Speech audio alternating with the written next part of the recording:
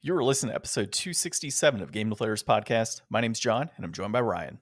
Hey, everybody, here at the Game Deflators Podcast, we like to talk about games we've recently picked up, games we're currently playing, and we make it our mission to kill Quake, that fast-working bastard, in this week's Inflation Deflation Challenge.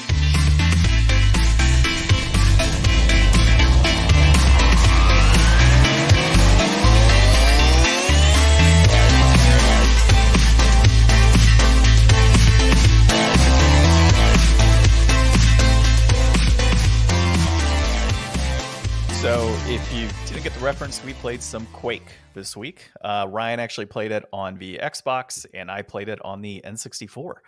So, I guess we could talk about the differences there and our thoughts on the game in general. But first, you can find us on thegamedeflators.com, our currently out-of-date website. You can find us on social media at Game Deflators on X, at The Game Deflators on Instagram, Facebook, and Threads.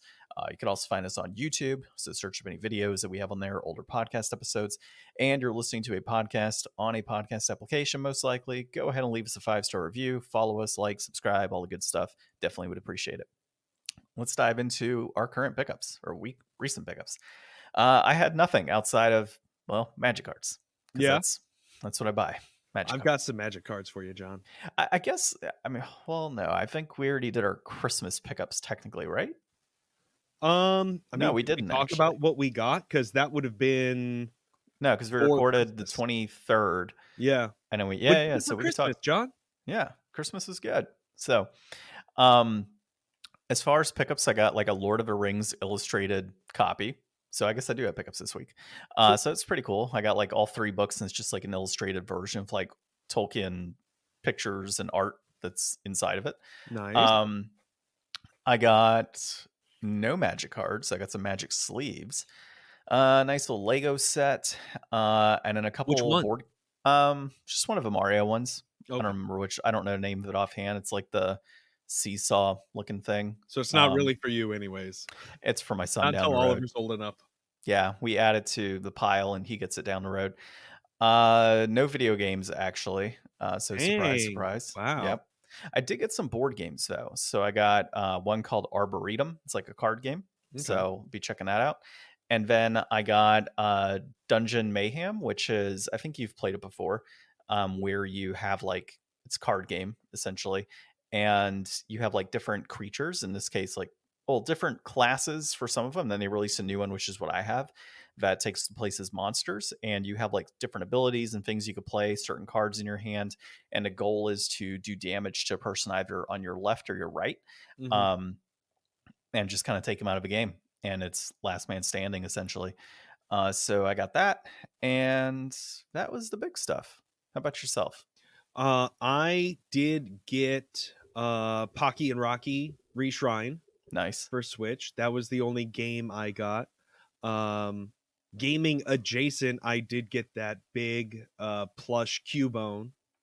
So that was something I really wanted. And that's the Target one, right? That I was telling you about? Yeah, exactly. Yeah. The one that thing's nice. For me. Yeah, it was great. What else did I get that was fun? Got some new headphones. Got I don't know. That's most of the big stuff. Like I got some other, everybody gets clothes. I got like a new pillow. Not too much gaming stuff. Things that I did do this week though. My favorite YouTuber, Noah Caldwell Gervais, came out with a new giant video outlining Quake, the whole series. So that's what kind of inspired Quake this week for me. I picked it up and I just started playing through it, and I've never really played like a lot of old shooters. I don't really know what the first shooter I probably played was, but I mean, if I had to wager a guess, it was probably like Medal of Honor on the PlayStation or something like that. So I missed all those early PC shooters. So it was fun. Last year I went back and played some Doom. So going back and playing some Quake this week. And then obviously Pikmin. It is the end of the year. I know that everybody's been, biting their lips and sitting on the edge of their chairs waiting for Ryan to talk about his new game's resolution and how it went.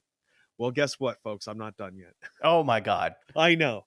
I've got one more part left and 6 more days.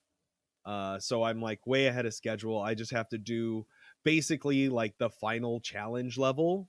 So I'll get that done as soon as we're done with the podcast and send John a picture so Oh no, that it he has to go knows. on social media. Okay, yeah, I'll It's post got to it. go on Twitter. It Yeah, has to be yeah. like time stamped and everything. Yeah, I'll post it. So you'll know that it's done, but I don't I'm know, even gonna man. need like a thumbs up in front of a TV, like just 100% prove you didn't just like rip it offline. Me and like the today's paper. Yeah, like I would not be I'll give you the surprised. memory card back when we're done. That's also true, and it should have a date. But I mean, you could technically change the time now and be like, "Oh, I finished it 4 days ago." Well, or Um, I can basically already just say that I'm done because you don't need all the ship parts. Like I could have stopped at I think like 12 parts or something. see, no, I think on this podcast we know better. We know that we need some sort of visual Well, proof. Like I, this is as far as Ryan usually would finish a game. Like I've done everything in the game except for the very last thing. This is usually the perfect time to put that game on the shelf and tell yourself that you'll go back to it one day. one day and it'll never happen again. No, I think we're gonna need like timestamp your name on a piece of paper with the date and all of that, and kind of putting it up to be like, "Hey, look what I did," type of thing. And when we got to make sure that it's on the memory card, like we need some sources and proof here that this actually happened, Yeah. because I just know you're gonna somehow you'll go to great lengths to download Photoshop and take a video off YouTube and screen cap it and somehow put it on your That's TV. too much computer stuff for me, John. You would do it I just to wouldn't. spite us on this podcast, and then have to play Blue's Clues in its entirety. Blue's Clues was great. Okay, Okay, stop then bragging and so on was Mrs. T. Blue's Clues. So I don't know. We'd have to find another crappy game challenge in that case. Speaking of which, we probably should do one of those one of these days. A new crappy I'm game done. challenge. Anyways. What's So, that? Pikmin. Oh, go on. Talk Pikmin. Pikmin is a fine game. I think it's one of those games that I never played for the same reason that I have been not really that into it this last week. Like I definitely picked it up and like put another 2 days into it and then just shelved it because I was like, I've got like a few hours left to play. I'll get it done before the end of the year, no biggie. But like as I've been like sitting there and it's like, okay, I failed this day, so I need to start over from my last save. So I mean, each day is only like 15 minutes or something like that. But it's like, okay, I'm on a clock. I got to redo this 15 minutes over again. Or I could have done this 15 minutes better. But I mean, at the end of it, like just kind of like lightly looking at a guide just for like a couple of things. I mean, it's been pretty easy to put together. I mean, the management sim of it and kind of like the stress of having to like pull the Pikmin around and make sure that you're doing everything right. Like, it's definitely a fine game type. It's just really not my game type. And being on that time limit isn't really something that I enjoy. So I think that this is definitely one of those ones that I'm glad that I did finally play it and I see why people like it, but I definitely won't really be going farther into the Pikmin games probably. And I know they get rid of the time limit and they add a bunch more stuff, but just like it's not for me. I don't want to have to be managing all that stuff all at once by the end of the day. Makes sense. I mean, Yeah. there's games that like it kind of goes into my whole Zelda resolution I had last year, right? It's a good game. I can see why people like it. Not for me. I'm not a Mhm. big fan of it. Yeah. But the funny thing is, when I go into our discussion later about new games resolutions, I'm going to be playing a Zelda clone, actually. So we'll go Well, into I that in a bit. mean, that's all I had to talk about that I played. All right. Well, I played some Tales of Symphonia, continued my quest on that. So as far as where I got to this cave where there's like a skull, a flaming skull, and it turns into something and it beats the shit out of you. Did not beat it, but I got the item that was there, and then there was this person that came out that was an assassin that tried to kill us essentially, and she went off, and then now we're trying to go find a boat on one of the coastal towns to go to, I think it's Palm Costa, is if I recall correctly. Mhm. So that's kind of where I'm at in the game. I'm like level 13, 14. I've gotten a lot more used to the combat. I think that was my big struggle at first. So I've gotten to a point now where combat, it doesn't, I mean, it feels repetitive, to be honest. So I might start changing characters just to kind of freshen things up a bit. Mhm. But I mean, when I do the combat, I'm doing the combat purely for level grinding in an RPG. I'm trying to enjoy the story for what it is. And so far I am actually enjoying the story. So that's good. So yeah, not too much on that, but I'll continue playing that here pretty soon. Um, we did start and beat a game though, my wife and I. Chia? So we did play Mario Wonder, right? We finished Uh-huh. that, and then we decided to pick up Chia. Okay. So the one it's TCHIA. I saw that It's on there. So you start and finish that? Wow. Yeah. Yeah, we Pretty short started game? it after the podcast. The last podcast record. No, we started on Monday actually. So we started on Monday and then we beat it today. Like just before we started recording, like literally 15 minutes ago Oh, or wow. 20 minutes So ago. pretty Yeah. short game? It's about 7 or 8 hours, so about the length of Pikmin. Okay. So it's kind of sad if you think about it. So No, we it's not just not sad at all. I mean, you know what? Some games just aren't that long, John. like Pikmin. So the game itself, I mean, it's got decent reviews, right? It's got like 8.5 to 9.5. I think it won the Game Awards for Game Impact, right? And I mean, it's super, super short. Like, honestly, I think it's technically like an 8-hour game, but we finished it in a much faster pace, I think. Mhm. Um, the premise of the story is you have this girl named Chia who lives on this island, and it takes place in a fictional archipelago of New Caledonia, which New Caledonia is like one of the in the top 20 richest nations in the world. They have like all the they have the most mines, I think, for nickel like in the world. um and it's like a French territory or something off the coast of like Australia. So very much like that, Pacific Islander type of vibe going for it. um it's the art style for the game is definitely indie. It's that I'm trying to think of the right, it kind of reminded me of what's that game where you go back in time and you play as a girl and you can kind of manipulate time and stuff? I forget what it's called. I don't know. It's a Squaresoft game or Square Enix game. Either way, I can't artwork of the remember. game is decent. I mean, you can look it up and you'll see what I'm talking about. It's like that, definitely that indie style. Mhm. It is kind of buggy, I will say. It definitely has some bugs in it when we're playing. Like, there's points where you play with your ukulele and such, and bugs are kind of happening when you're playing, or like character singing just kind of stutters for a moment. So it's got its bugs. But the overall premise is you play as a girl named Chia. You're in this archipelago island. Um, your dad gets captured and you don't know why. Turns out that there's this creature from the underworld named Mayavora, I think is the name of the creature, that lives in the main capital. And your goal initially is like, okay, I'm going to go talk to this guy, this underworld creature who controls everything, and I'm going to try and get my dad back, right? So she gets an audience. You go to this island, you get all these, you know, things that you need to be able to get an audience with Mayavora. You go up there, he sees you and says, "Oh, you're the girl that we're trying to capture because you have this special power that allows you to put your soul into, like, soul jump basically, into Mhm. animals and objects and other things of that nature." Um, and so you end up going off and disappearing, and then it turns out you're with your mom essentially and your grandma.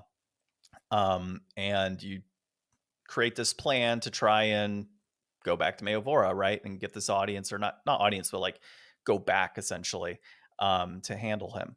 Um, Through that whole process, you end up like destroying 3 factories. Like, this is how short it is. Like, I'm literally giving you the entirety of its plot. You go find 3 factories, destroy the factories, get them to where they're not usable anymore. Get it to where all of the people that he's captured within one of these factories can escape. They end up not escaping. He ends up eating all of them essentially. And then as you learn more about the story, it's just like this evil dude who happens to live in the archipelago um, sacrificed a child to Mayavora, who was a woodworm at the time, and basically started eating babies to take their powers. Like, it's kind of crazy. So he starts eating people and babies to take their powers, Oh and gosh. you make your way after destroying these factories, make your way back to Meovora, get sucked up by him, kill him internally, and then everybody lives happily ever after.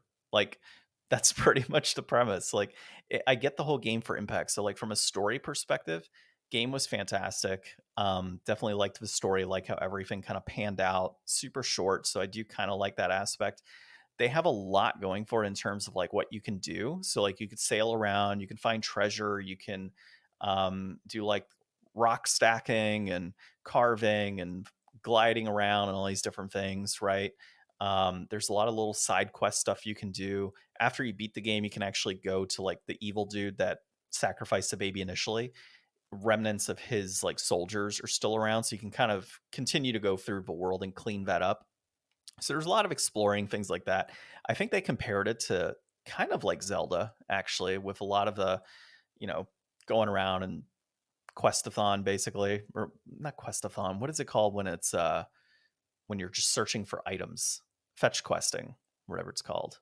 Oh, It's a big like a fetch collectathon? collectathon. There you go. Yeah, it kind of feels like a collectathon at times.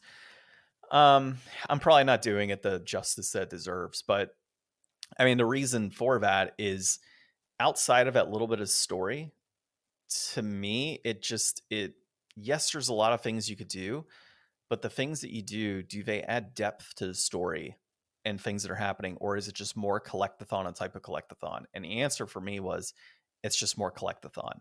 It doesn't enhance the story in any way. It doesn't make things better by going through and doing all of these side quests. Where in some games, when you do a side quest, there's little side stories, things open up, and it becomes its own thing. This was very much like point A to point B to point C type of deal, just to Mhm. get to the end result. And if you wanted to do stuff on the side, you could. So combined with like the gameplay being kind of clunky at times, and the story was good, but it does have its bugs. It's got other things going for it. I will say that the audio, I'm not a big fan of the fact that yes, they use a native language, which is kind of cool to kind of stick to that. Like they use the New Caledonia language. What I don't like is that that's the language. So you have to read subtitles in its entirety. There's no English voice acting. So that kind of sucks if you want to look towards that and have a game where you don't have to like sit back and actually read the whole time. The other downside to that is when they had the musical scenes, if you want to actually play the ukulele in those scenes, they're singing. You don't understand the singing because you have to play the ukulele, so you can't read what the lyrics are. And those lyrics actually tell parts of the story in a sense as to what's happening. Mhm. So that to me is a negative, right? So I can't multitask in that type of way, um, to have a positive impact on my gameplay. So end of the day, I think it's more like a 7 out of 10. It's not my favorite game.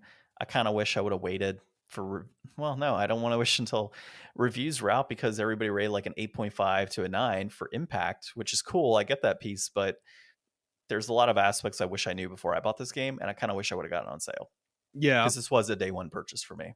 I'd been Oh, really yeah, that excited to doesn't play it. happen very often. It doesn't. I mean, I was really excited to play this game, and I think that there are some glaring issues that I wish were addressed in advance, mainly to bugs that would happen. And those bugs actually kind of screwed me over several times. Like in the ukulele stuff in particular, there were several times where I got 99%. And the reason I got 99% is because the game glitched on me in the Mhm. middle of ukulele play. So, like, if you want to do certain things and get certain items, you have to do ukulele play, but it's going to glitch on you in the process. Like, it was kind of weird.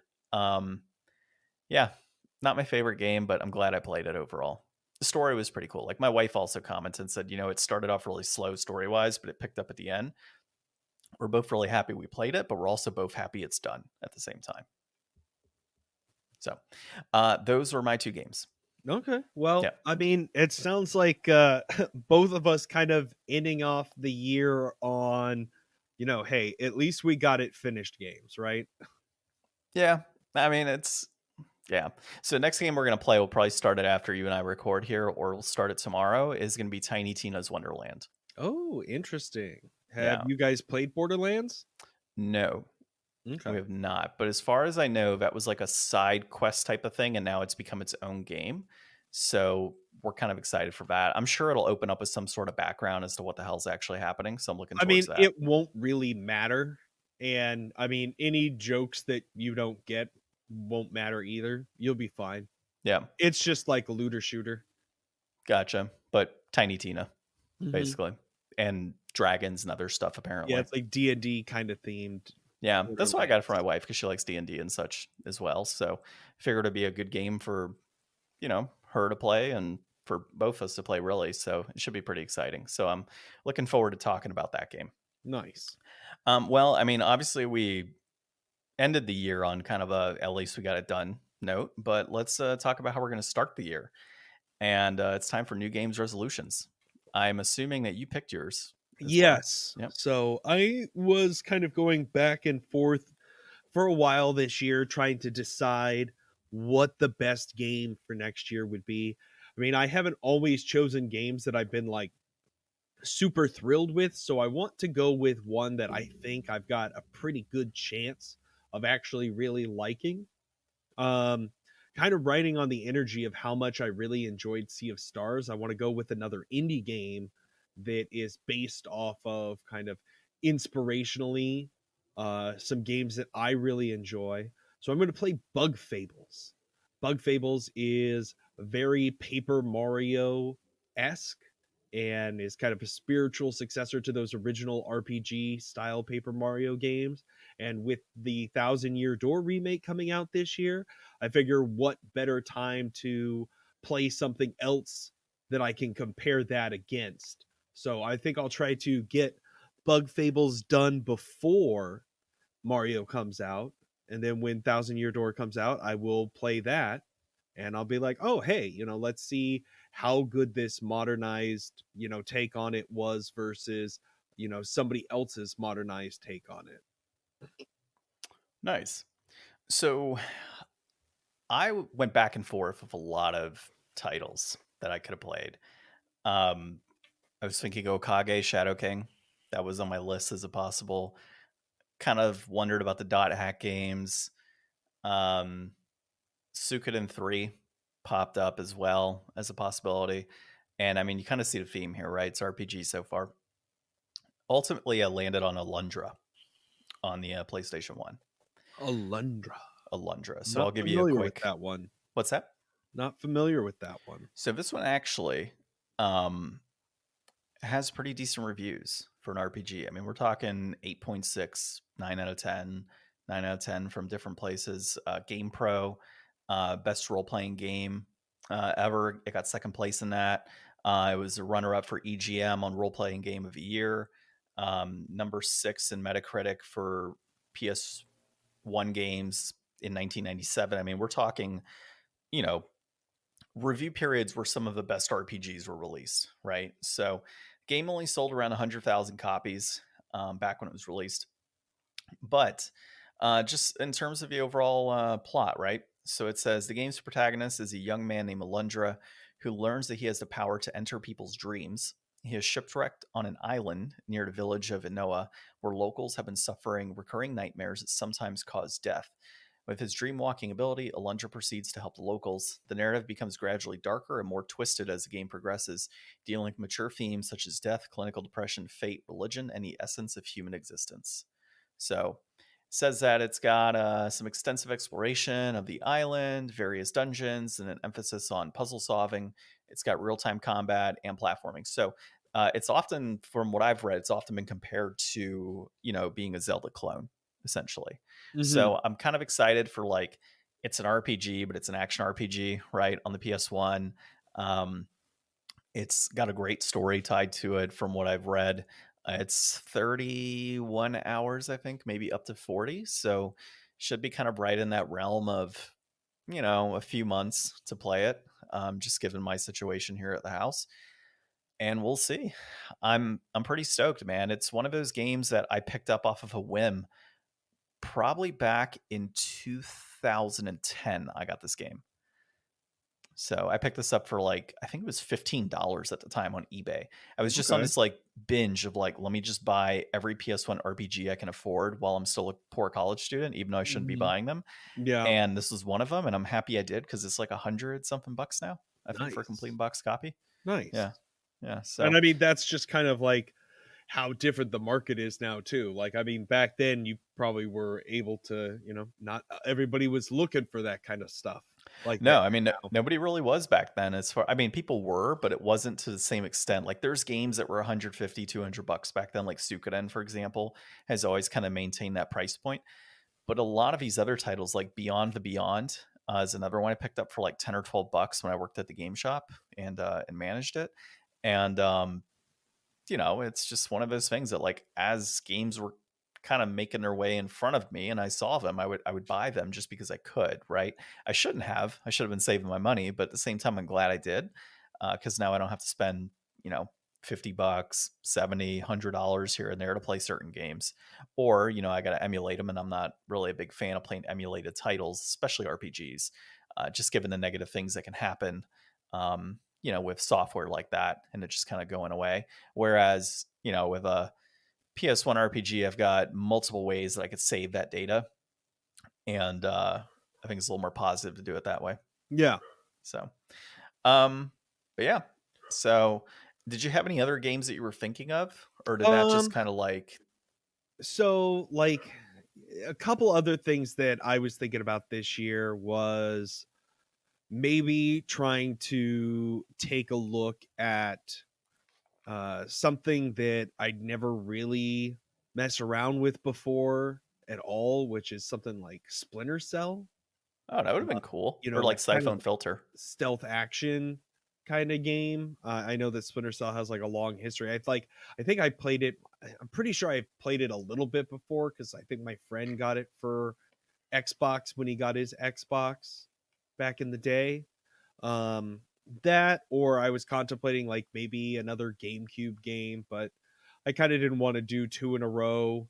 Um, I guess other RPGs may have crossed my mind, but I really felt like after I enjoyed Sea of Stars so much, and having known about Bug Fables being like a really well received game in a genre that I love, I was like, you know what, I might as well just give that a shot because that's one I've always been wanting to play. So, and that's kind of the spirit of the new games resolution. Yeah, I mean, it makes sense. Another one that I didn't bring up was Lunar Silver Star Story. Okay, yeah, you've That's got one that those two big lunar boxes on your shelf. yeah, and like that's one as well. I mean, I could go ahead and play those this year as well. We'll just have to see how things kind of pan out, given that I might be RPG'd out, right? Tales of Symphonia, getting that done, and then of course starting up on How long's Alundra? Alundra. What's that? How long's Alundra? Like 30 hours, 30 Okay. to 40 hours, yeah. So we'll see. I know like Tales of Symphonia is like 40 hours to Hmm. play. So I mean, we're talking a lot of RPG with a dad that gets tired Yeah. at like 9:30, 10 o'clock at night. So I mean, it's usually about an hour of gameplay, and then it's like, oh God, I'm done type of thing. So, and it's not like I play every day, right? New TV shows come out. My wife and I will watch hockey or something, and we're watching that until whatever time, and then I just don't game. Magic nights that I go out and play Magic, or I'm messing with Magic cards. So podcast editing, there's just a lot of things going on. So it's not like every day I'm able to game as much as I used to. Yeah. And when I am, I'm falling asleep, right? So it's kind of tough to jump in those RPGs, which is one of the reasons that I chose another RPG. It's they're games that I've been trying to beat quicker games and play games with my wife that we're just going to get done faster and enjoy, right? And so something that I can just kind of dedicate time to and know, like, this is a game that I have to finish by the end of the year, is always positive. And so to be able to knock out those RPGs that I picked up over the years and make it make sense that I bought them, this Yeah. is the way to do it, obviously. And of course, if there's another one, like if I finish Alundra here, in the first 3 months of the year, I might be like, hey, additional resolution, I'm going to play this one and we'll see how that goes. Well, I mean, at that point, you're just playing a game. I am, but it'll kind of get me into like that mode of like, I need to get this done by the end of the year type of thing. Okay, So gotcha. we'll see. I might double down. I didn't do it when Shenmue was a thing for me. And that did cross my mind too, by the way. Shenmue did. Oh, Shenmue really? 2. Shenmue 2? Playing You Shenmue go 2. back for more? It crossed my mind. I'm like, man, I kind of have to revisit this. So that's the issue when you have so many games, is it's that wall effect, right? You have all of this presented in front of you, and there's so much that you want to try out, so much that you want to play, but there's only so much time in the day to do it. Yeah. Like, I So mean, percentage wise, what do you think? You've got like 2%, 3% of the games you own that you've beaten? No, I've beaten a lot more than that. I Really? mean, there's a lot of games up there that I You got thousands of games. have like 2,000 games, Is that it? something like that. Yeah. So Oh, I mean, well, you've yeah, definitely beaten hundreds of games. yeah, yeah. So Okay. like, it's not like I've, I mean, if you consider Final Fantasy games and um, games like Uncharted and Tomb Raider and stuff like that. I mean, there's been years where I finish up, like, since we've been doing this podcast, where I finish up 10 or 15 games a year, sometimes 20. So, I mean, that in itself would be 5%, not including the stuff I've beaten over the years, you know, like That's we the other just, thing too, is like revisiting games. Like yeah. And I try to avoid that. I mean, I since want we've been to recording, I beat Donkey Kong Country 1, 2, and 3 again, right? And I've beat those games like 4 or 5 times in the past. yeah, but I mean those probably don't even take you that long. I mean, they take you at least like 6, 7 hours of gameplay time at minimum. Yeah, but I mean for you, like you're just running through the ropes. Like you already know how to do it all. Yeah, I know. It's But just like for fun. yeah, I know. That's kind of how it is with platformers.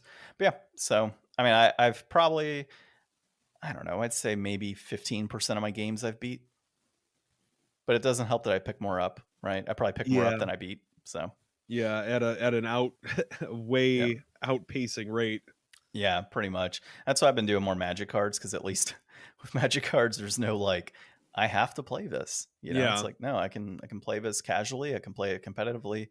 Um, I guess one other thing to get into for not new games resolution, just discussion topic wise, is I've decided to go through a lot of my older foils and stuff that I have and start offloading like older card foils, like retro style foils. So I've got stuff from Apocalypse and Time Spiral and Mercadian Masks and stuff, things that are like $60 to $50 for a foil version of a card, that the card is worth maybe $1 or 50 cents, like non-foil. The goal being to sell those high-end foils to then get cards off of like the reserve list. Mm-hmm. So picking up like my Taigas and my Lion's Eye Diamonds and things like that, like commander Working type card. towards something that's worth having more so. Yeah, things that I know that they're not supposed to be reprinting down the road, because the issue that I found is that when I've picked up play sets and cards of things that are higher, like in the past I picked up Force of Wills, for example. At the time they were like 70-80 bucks a piece when I bought them. I think they're like 45-50 now, because they reprinted it several times. Right? So if I can find things that can't be reprinted, and just offload a lot of those foil cards that are not worth, me keeping, then that's probably the best way to go, right? Like why keep foils of cards that you're A, not going to play, or B, you have non-foil versions of, and just go for the cards that are going to give you more impact in your game and ability to expand out to different things. So Yeah. I hate that I'm going to dive into Commander, but I don't have much of a choice because Standard has kind of hit a roadblock out by me. Mm-hmm. And that not as, like, there's people playing it, but it's not a ton of people playing it. And there's more people playing Commander, and that's just unfortunate. I think that's everywhere. Yeah, and it's just such an expensive format. Like, people say, "Oh, it's not that expensive because you only have to get one card of each." Yeah, well, if you want to be competitive in Commander, your deck has to be a few $1,000s, it seems, to even be competitive. Like, at that point, I might as well play Legacy, but nobody plays Legacy because they say it's cost prohibitive. To me, it doesn't make sense. Like, For me, the thing with Commander is just like so long. yeah, that too. Like, So I long. I like the ability to play standard games where I can just, it's 30 minutes, 30 minutes, 30 minutes versus a commander pod. I mean, they're starting at like 6 o'clock and going to like 11 at some of these places. Like, I just don't want to sit in a pod for that long. Yeah. Like we did the Commander Baldur's Gate release, and my pod took 3 hours to play one round. Yeah. Like, that's absurd. Yeah, it's crazy. Like, That's why I like just doing limited too, because it's just like 40 card decks are so like fun and easy to do quickly. yeah. So I don't know if Commander becomes a thing where like that's just what I have to play. I mean, I might just stick to playing competitive on arenas at that point, but Yeah. even then, I'm not a big fan of playing on arenas. It might just be go find a shop that supports a format that I want to play and just play there. Well, and I mean, we can always do draft whenever we feel like doing that and get whatever Yeah, we feel like doing that with. Like, we had a fun time doing like just a crazy draft, chaos draft a couple weeks ago. I think we already talked about that on the podcast, but yeah, I think we did. I Yeah, just went through this last week too, and I finished alphabetizing all of my cards and going nice. through and getting rid of everything that I have more than a playset of, like across like multiple, sets and stuff. Hmm. So I've got a little box that I'll bring you of just all my junk doubles that I don't need. And like Nice. I've got a couple rares that I had more than four of, and I've got some of those caves and stuff for you. Okay, cool. Yeah, it should be fun to go through. And that's something I'm going to be doing again here pretty soon is going through all of my older Magic cards and, like you said, right, kind of removing full play sets and all of that. So whatever you bring me, I'll just be doing kind of the same thing, right? I mean, Whatever for the I've got. most part, it's going to be stuff that you're probably already going to mostly have, I'm sure. But who knows? I mean, there Never might know. be a couple uncommons or something you don't have. Yeah, I don't have a ton of the new stuff, especially the newest set. I definitely don't have extras of that. So I mean, I don't really either because, like, I mean, everything that I have multiples of is from like, a year or more ago. Because anymore, I just get like, I do a draft or I go yeah, to the pre release, and that's all the cards I get for that set. Like, I'm not going out and buying like a box or anything anymore. yeah.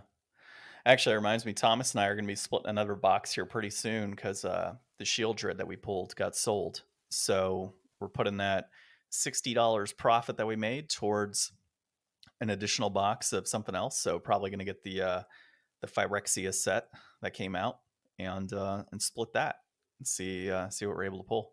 So Okay. yeah, so I'll probably keep 3 packs from that to do a draft, There you go. chaos draft. So it should be good. Cool. All right, well, let's dive into some articles.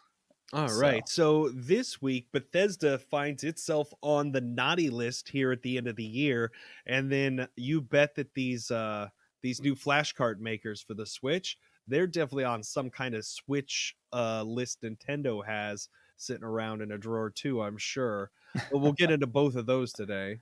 And so first thing here is Steam users gave Starfield a lump of coal for Christmas, and this is Claire Jackson at Kotaku. So basically, on Steam, people have been giving Starfield a thumbs down to the point where it's pretty much negative on Yeah, the it's reviews for the pushed game. into the mostly negative territory. And I mean, who would have thought that this would be coming? I mean, I think that everybody kind of on the outset had pretty positive expectations for what Bethesda was going to do. I mean, it's been a long time since anybody really felt like they hit it out of the park.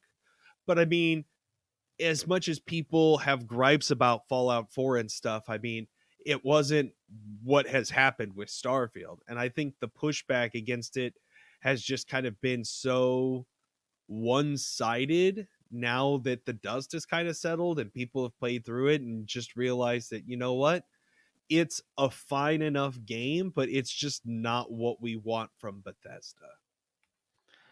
I mean, but that's what Bethesda does, right? Like that's a Bethesda game at the end of the day. Like you've got your Elder Scrolls game, your Fallout, and now your Starfield with the overall same general But there's a concept. yeah, but the biggest disconnect is just like, I mean, obviously some of the issues are the fact that yes, it is very much the same thing again, and we're kind of wanting them to push themselves to move forward to have like a more, I don't know, next level feel to their game, make it not just feel like we're playing the same thing again and again.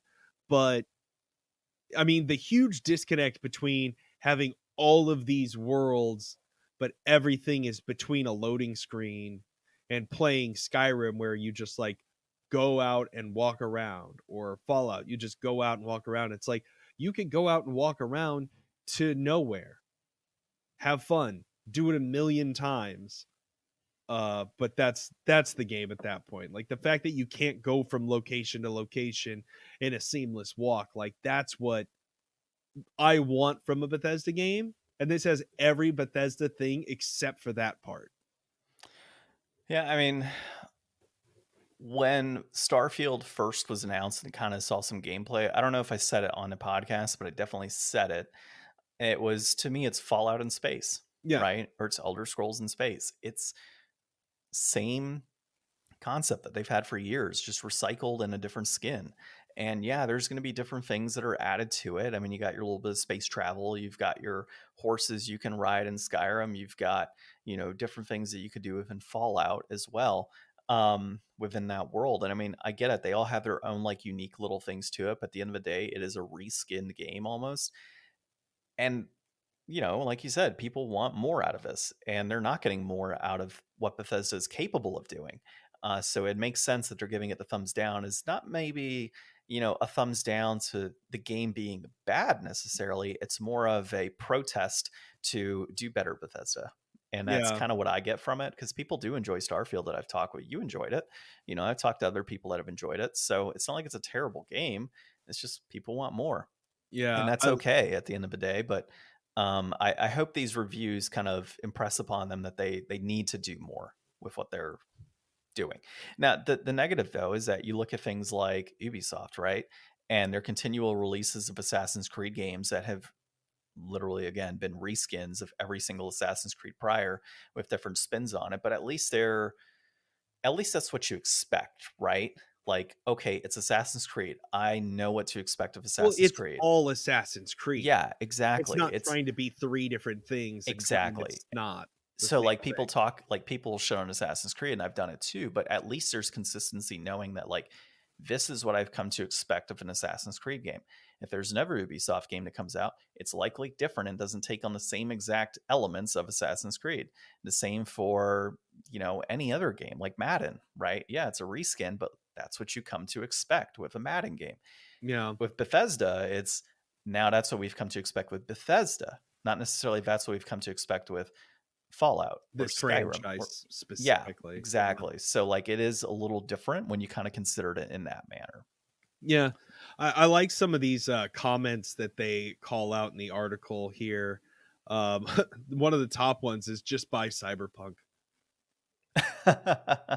You know, That's kind of funny. Yeah. that's another game. Like, I am dying to play Cyberpunk, especially now that like the new expansion is out for it. Like, that's a game that I really want to play, but I'm at an impasse right now because like still the only game that I've purchased for Xbox is Elden Ring.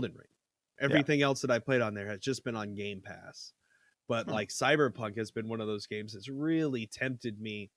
And I just know that if it's a game I'm only going to play once, I think I'd rather wait till I have a PS5 and I can play it with like full ray tracing and everything instead of on my Series X or Series S, because like it's just not going to be able to put out the same visuals that game is capable of.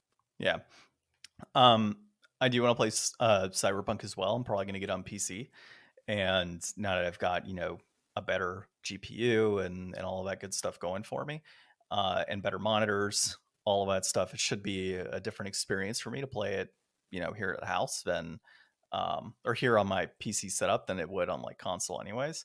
So it's on my list as well, but not something that's like on my immediate list. Mm-hmm. So. All right, diving into our next thing here is the world's first flash cart for Nintendo Switch has been unveiled, and this is Oliwier? Is that how you say it? I'm not sure. Okay, It well, looks like Oliwier Glagulski. I'm sorry about that. there's a T in there, It's at so get to yeah. isp.page. Yeah, there's a whole lot of like what's going on here. I don't even know how I found this. So it's just, dude, some of the things that hit my feed in like, well, really our feed and Twitter and Facebook.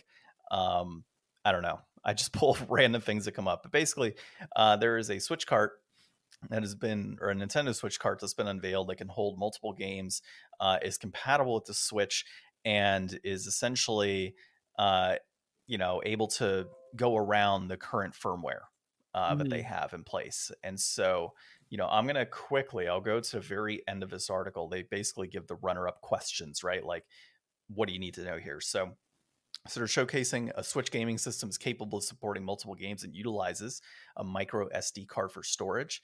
It is a flash card. It's expected to have a soft launch in 2024 for almost like beta testing, essentially. So limited units are going to be released.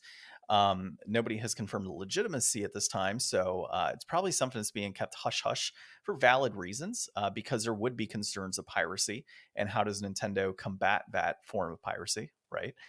So there are similarities between this flash cart and previous carts that were done for the DS and 3DS. So I don't know if you have one of those, but I know other I've got people. a one for Game Boy Advance, not for Yeah, DS so you've yet. got a Game Boy Advance one, but I know people that have like the 501 3DS games Yeah. cart, right? And those get sold on Amazon all the time. I don't know how that's even legal. And then there's also the question here of like, how is Nintendo going to deal with this, right? What kind of methods do they have to impede the sale and usage of these unauthorized type devices? This has always been a gray area, right? Because you're technically developing a flash cart, and the actual flash cart itself is not illegal. It's the items that are put onto the flash cart and the methodology that is used to get items on that flash cart, Yeah. right? And the downloading. So I don't think there's anything Nintendo could necessarily do to stop the flash cart from being developed and put in the market. But what are they going to do to stop things like piracy on the Nintendo Switch? And I think that's the key question that needs to be asked here. Yeah, I mean, unfortunately for Nintendo, this is one of those things where, you know, the original Switch that they made had a hardware defect where it was very easy to get around the restrictions that they built into it and be able to like dump ROMs and go through the back door and, side load programs and things like that. Then they made a firm hardware fix. And now, like, I got a friend who's trying to do this to his Switch now. I mean, if you want to crack it, I mean, you've basically got to open it up and install like a new chip into the Switch itself, and you have to like flash all the stuff onto that chip first. And I mean, it's a way more intensive process. Now, with this just going in, and it just plays like a regular game, Nintendo won't be able to do anything to update their system to work around that because it just reads like any other game. Now, if they can find some way to like suspend your account or, delegitimize like your not having ownership of it in some way, like, that could be something.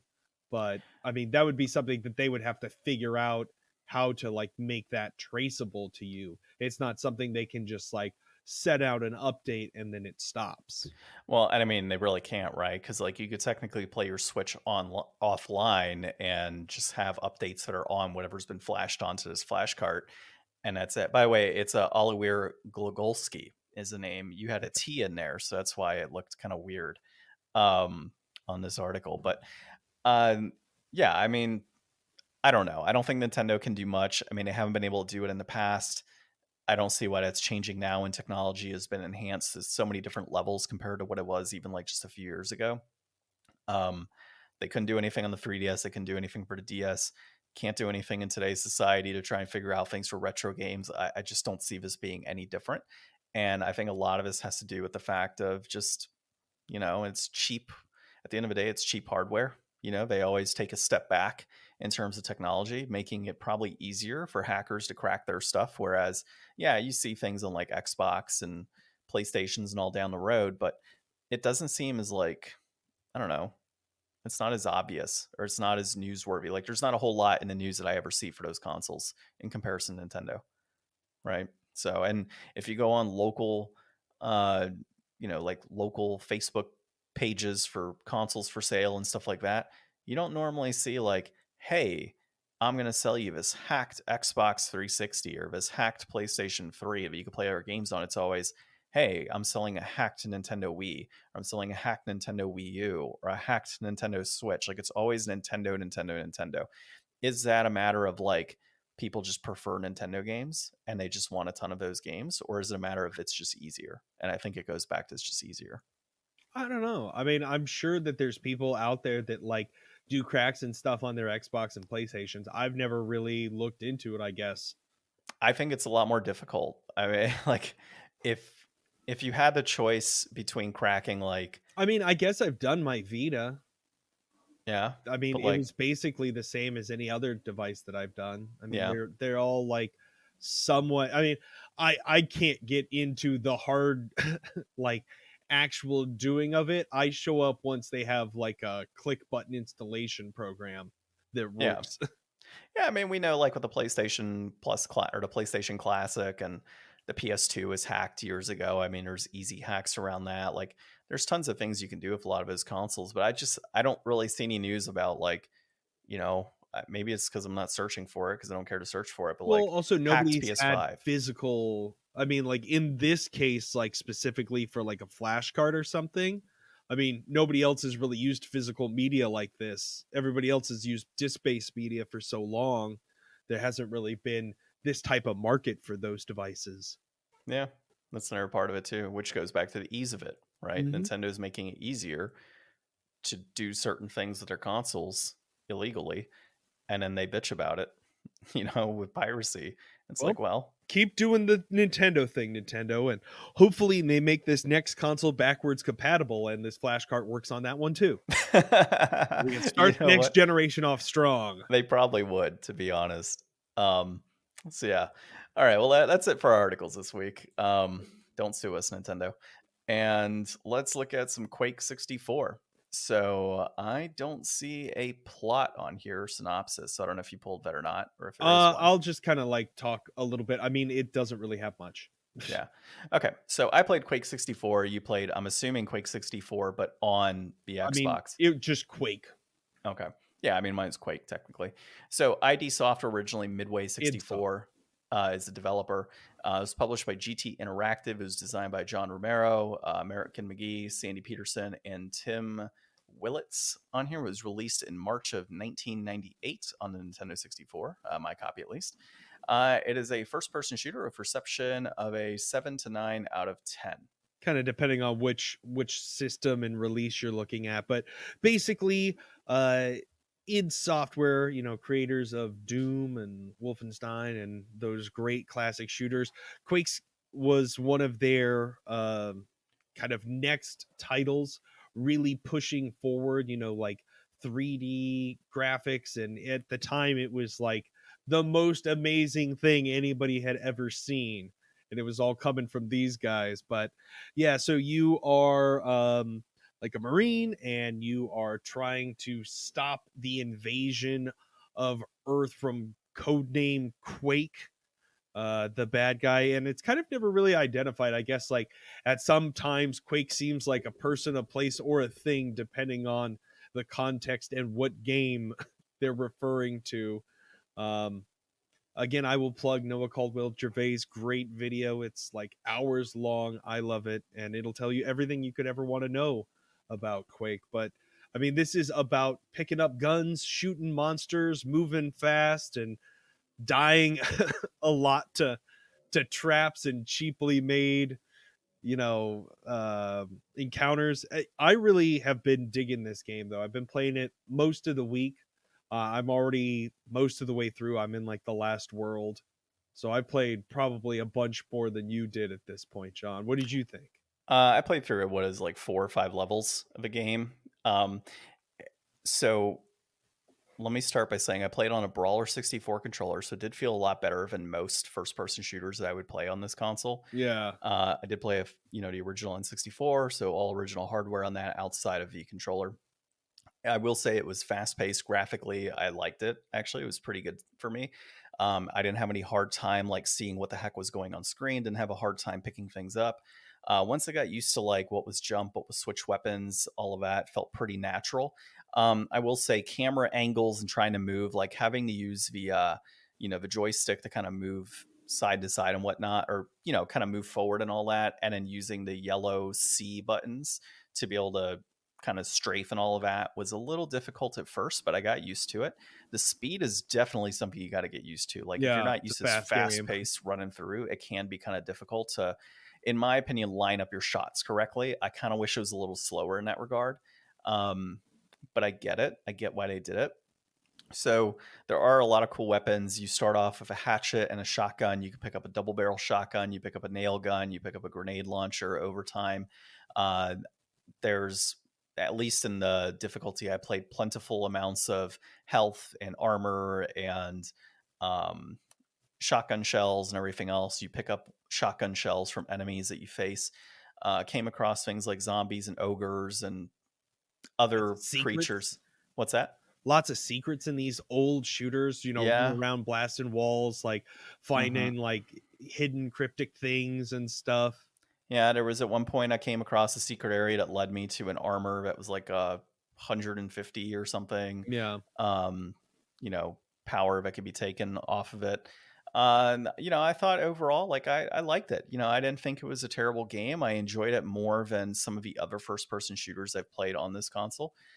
Um, so yeah, I was a pretty big fan. I will say that from a sound standpoint, the like eerie music that it has kind of in the background was actually pretty badass. I don't know if it's the same on like the version you No, played. it's probably much different because in the original one, Trent Reznor did the soundtrack, but I'm sure that that's probably something that they had to tone down and make accommodations for the N64 version. So yeah, on the soundtrack I was listening to, it was, I'm not gonna go into like crazy details on who did it and whatnot, but it was just like this very subtle, like eerie sound in the background, like in what I was playing, right? It wasn't like overbearing. It was more like ambiance for what you were playing. And I Hmm. really liked that actually. And then you can hear the different monsters approaching you. It was very easy to kind of say, oh, there's something behind me or there's something to my right. Like you knew something was happening versus the music is too much. And then you kind of look around and all of a sudden there's something killing you because you don't know. So I thought that was pretty good. Yeah. And then so the giant like thing that jumps out and pounces on you and all of that. What the hell was that? Like, dude, I It's just kind of just jumped. another monster. Okay, I thought it Those was like things are something. vicious and they're all over the place. They're the worst. They Yeah, make that. every encounter feel cheap. There's this one level where it's like you get to the very end of the level and you're on a bridge and then one spawns on either side of you and they rush in and kill you. I had to redo that level so many times and like I even had on my version like quick save and quick load. Like it Yeah, made it like way better to like not have to restart a level over completely every time I died, but it's a tough game. It's a tough yeah. shooter. I will say it was pretty tough in even like the difficulty I played. I think I died once, but I could see where it would be pretty difficult at like Mhm. higher difficulty levels. I would imagine just because the enemies probably take more bullets than they're supposed to on easier difficulties. So yeah, but overall, I think if I were to give it a rating, I would agree with this like 7 to 9 out of 10. It probably has its 7 moments, but it's also got its 9 moments as well. Yeah, So sometimes like when you're in a room and like you're just like getting down to like the last little bit of your ammo or like you completely are able to like do a level like real swiftly if you've died a few times and like you can like hit that like quad damage and then clear a whole room and move on to the next one. Like sometimes it really lights up and it's like still feels very good and something that you want to play despite it being, one of the earliest in its genre, like how remarkably well it holds up. It's got that same factor that like Mario will always have. Some of these early titles just nailed that feeling so well that games are still trying to chase feeling as good as they do now. yeah, yeah, I agree. So So yeah, I think I was about to say the same thing brass you are. tacks. Yep. So complete in box copy is going to run you $49.99. It peaked at $77.09 in June of 2022. It is slightly up at this point. From trending wise, is slightly up. Loose, it's running at 1934. Peaked at 28.25 in September of 2021. It is also trending a little bit up. Digital console, so PlayStation Network and Xbox, you can find it for $3.29 for a sale on there, or it's on Game Pass. Mm. And then digital, so PC, $3.29 as well on Steam. It's 67% off its regular $9.99 rate. I would say, um, depends on what you're looking to do. If you're looking to play on original hardware for N64, 19 bucks doesn't seem like a bad deal, considering it's physical media. So I would say that the pricing is just right on that. I think if you're looking at it from a digital perspective, $329 right now is definitely a steal. I think $10 again is probably just right on a title of this nature. Yeah, I mean, for an N64 game, $20, I think most N64 cartridge games, like getting that for $20, I mean, that's a pretty good deal, and probably will always feel like a pretty good deal. Here's a sawbuck, here's an actual physical N64 game that I can have forever. And I mean, it's probably not the best version of Doom. So, I mean, if you really just want to, or Doom, Quake, it's probably not the best version of Quake, but I mean, you could probably want Quake on just about anything. So, I mean, you could just pick up the PC version and play it on pretty much anything you own. I mean, that game is so old now, and what it was built on, I'm sure you could run it. Well, that's why you think Doom, right? I mean, it definitely feels like Doom to like pretty much feels like Doom, right? Yeah. It's like a Doom clone. But can it play on a pregnancy test? We're not sure. Somebody out there will have to tell us. But yeah, so let's put just right for this one to open up the new year with Quake. All right. Well, and then next week we'll be in person. Yeah. So provided nobody has sicknesses again in my household, and we got ours out of the way this week. Yeah, we got ours out of the way 2 weeks ago, so we're due. So we'll see what happens. But I think regardless, we'll play next week, and we'll find a game that we both want to enjoy. Go from there. Sounds good. Right. Well, this has been episode 267 of the Game Deflators Podcast. My name's John. I'm Ryan. And thanks for listening.